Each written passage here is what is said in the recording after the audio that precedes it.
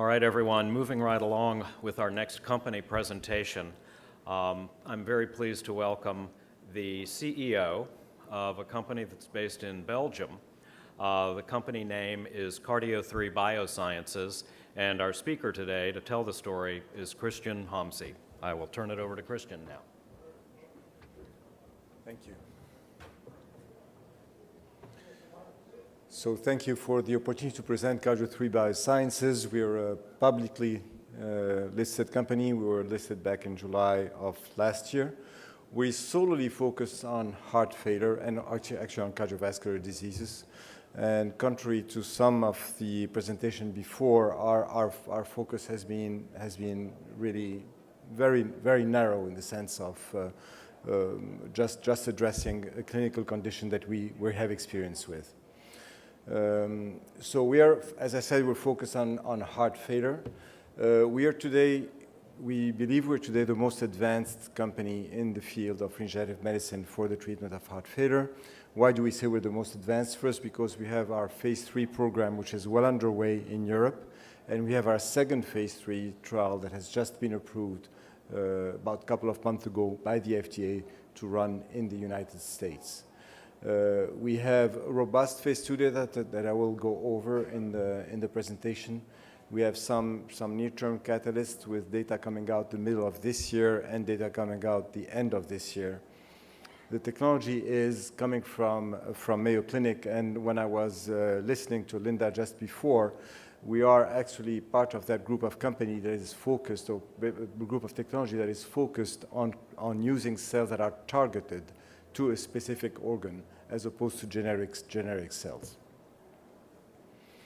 So we were founded back in 2007. The research has been conducted since the early 2000s. As I said, the technology comes from Mayo Clinic, and it uses cells that are targeted to repair the heart.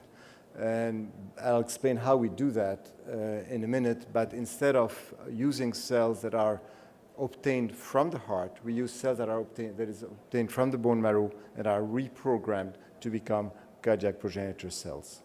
We have about 70 employees. We're located in Belgium, as said. We IPO'd in July of last year. Our current market cap in dollars is about $360 million. We're focusing on heart failure. I don't need to go through the economics of heart failure and the issues related to that. And our objective, as in any regenerative medicine company, is to try to heal as opposed to treating the symptoms. So heart failure, we're focusing on class 4. I'm not sure if we have a pointer there. Probably not. We're focused on class 3 patients, neurocalcification class 3 patients, although we are using in our trial some patients in class 2B and 4A. So how did we approach this? When we initially in the early 2000s, we said, well, if you want the heart to become a reparative organ like the bone or the liver or the skin are, you need to use cells that are specific of the heart. You do not repair the bone. You repair the bone using osteoblasts. You do not repair the bone using oval cells coming from the liver. So our approach for that was we needed to have cells that are specific of cardiac repair. And how to do that? Well, the best, at least for us, the easiest way to address that was to go back into the embryo, understanding what in embryological development makes a cell become a heart cell. And those are the signals that are at the core of our intellectual property. This is the chain of events that occur, the chain of signals that occur in the embryo that turn a mesodermal cell in the embryo to become a heart cell. So those are the signals that we use ex vivo this time, using adult cells from the bone marrow to turn them into become cardiac progenitor cells before injecting them into the heart of the patients. We take cells, and through that development process, as I said, we've been through a phase 2. We learned a number of things during that development, but some of that learning is condensed into that slide. So the process is easy. You take bone marrow. Everybody knows how to do that.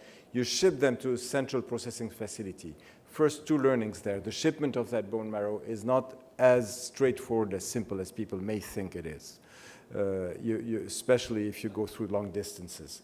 But second, why do we have a central processing facility? Look at the experience that Provenge has, or Dendreon has gone through, trying to have facilities very next to the places where they were treating patients, driving COGS and cost of products sky high.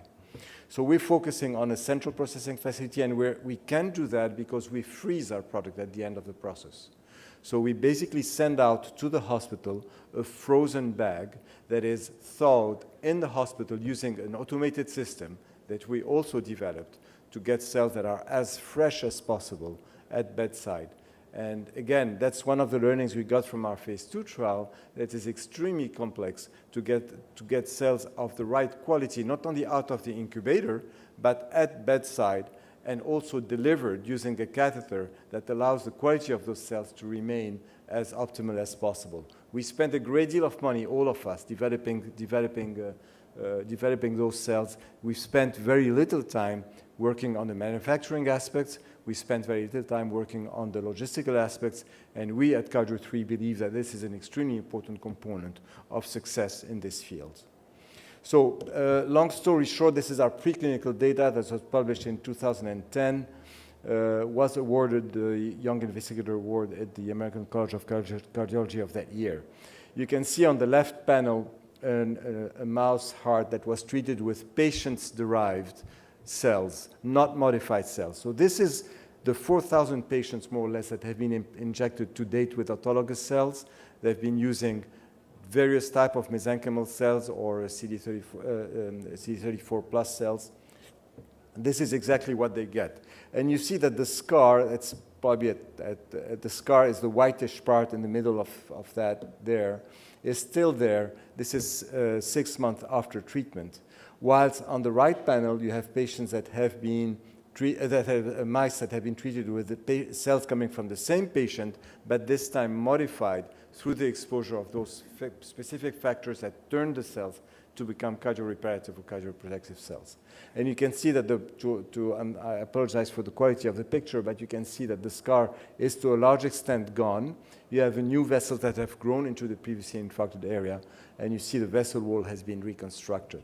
This was the first time, to our knowledge at least, that a heart of an animal has been treated and reconstructed using cells coming from adult patients that have been reprogrammed. The next step in this study was to understand what is the mode of action, how does those cells repair the patients. And again, I'm sorry, the rendering of the picture is extremely poor on that image, on both images.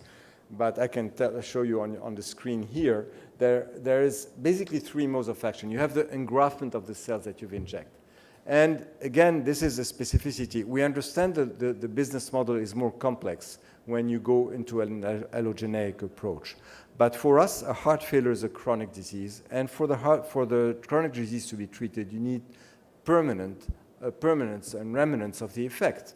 And if we inject allogeneic cells, we have never seen, in our models at least, in our hands, in our experience, allogeneic cells remaining in place for a long time after the injection procedure. So using autologous cells allows the cells that you have injected to remain there. They're not recognized as foreign by the body. They remain there, and they act over a very long period of time. Not only they act as engrafted new myocytes, which is a fairly small component of the repair mechanism, they do create new vessels as well. But most importantly, their paracrine effect, or the effect that those cells have on the neighboring cells and on the remaining, on the existing cells from the stem cells from the patients, is lasting over time. And that is something very particular to autologous cells that, at least in our experience, we have not seen in allogeneic models. So based on this, we started a phase 2 study, which was a SECURE study, randomized 45 patients between treatment and control. And this is an open-label study, as the regulators did not allow us at that point to run a double-blind study. Those are patients with heart failure of ischemic origin. So in other words, they had an infarct in the past, and sometimes up to 10 years before the treatment. The ejection fraction, which is basically the power of the heart, was reduced. 15 to 40% was the ejection fraction, and they had to be under stable treatment. And what we got is a statistically and clinically significant increase in cardiac function with a p-value which is quite striking, 10 to the fourth. And the same thing for cardiac structure, the same thing for exercise capacity, and we'll go over that. That was published in April of last year in JACC. And this is the outcome in the ejection fraction. You can see the gray bars are the control patients, the red bar are the treatment patients. The first two columns are the baseline, the second two columns are the 6-month treatment. And you can see basically that the patients in the control group didn't change when the ejection fraction was 27.8 and went to 28, so basically they remained stable, while the treatment patients went from 27.5 to 34.5. Which is quite striking in terms of outcome with these very stable chronic patients. But I think at least as important, although maybe less striking, but less people know about what is called volumes, or end-diastolic volume, end-systolic volumes. Ejection fraction is great, it's the power of the heart, but this basically means that the heart has shrunk after the treatment. And that is 6 months after the treatment. And it's important. Why? Because as you know, as heart failure develops, the heart becomes larger and larger and larger. And this is basically telling you that you went back in the history of the disease at the time where the patient was less sick, which is at least as important in terms of mode of action of our therapies. 6-minute walk test went into the same direction. Again, a p-value that is quite important for a study of that size. Now, based on this, we started a phase 3 trial. The first phase 3 trial was approved in Europe in middle of 2012. We started it middle of 2013. We started at the beginning of this year, yes. It's a 240 patients trial, and as discussed, I think, in this morning's panel, the endpoints of that trial are different in the US than they are in Europe. The regulators in Europe and the US have a different perspective of what the endpoints should be. And in Europe, we're using kind of a complex endpoint called a hierarchical composite endpoint, looking at mortality, morbidity, and exercise capacity and heart function. The trial is currently running. As I said, we've more or less enrolled a quarter of the patients in about a quarter of the time, so we're on time for that, and we're progressing well. CHART-2 was approved much earlier than we expected. We anticipated CHART-2, which is the US trial, to be approved in the fourth quarter of this year. And it was approved in January. And it's exactly the same trial, identical trial, with one exception. The primary endpoint of the US trial is a 6-minute walk distance.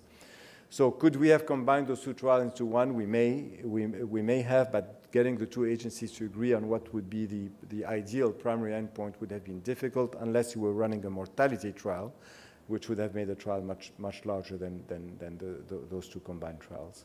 So, but in another perspective, it's not bad because it allows you to build one trial and to have another supportive trial, which most agencies require to have to get approval for such an indication. We have developed a catheter. I talked about the logistics at the beginning of the presentation, how important that was. Catheter injection systems is extremely important as well. In interest of time, I won't go through it in details, but this catheter allows the retention of cells, which is much higher than the best standard of care today, and with the quality of the cells that get out of it, it's also extremely good. Pipeline solely focused on heart failure and cardiac indications. We have some investigator-driven studies with Karolinska and Mayo looking at left ventricular assist devices with cells, and we're looking also at a biological valve for children. So this is what we committed to do back when we were in public, and this is what we did. So I think we're on track on most of our commitment, which is the reason why our stock price has performed as it has. We listed at 16 euros, 16.5 euros. We're worth 40 euros today. This is the cap table. We're mostly funded by family offices, as most of us have been. Very little venture funding, which by the same token, when you go public, is good because you don't have that overhang of people wanting to sell their shares at the time you go public. So that's it. That's the summary of Cardio3. Thank you very much.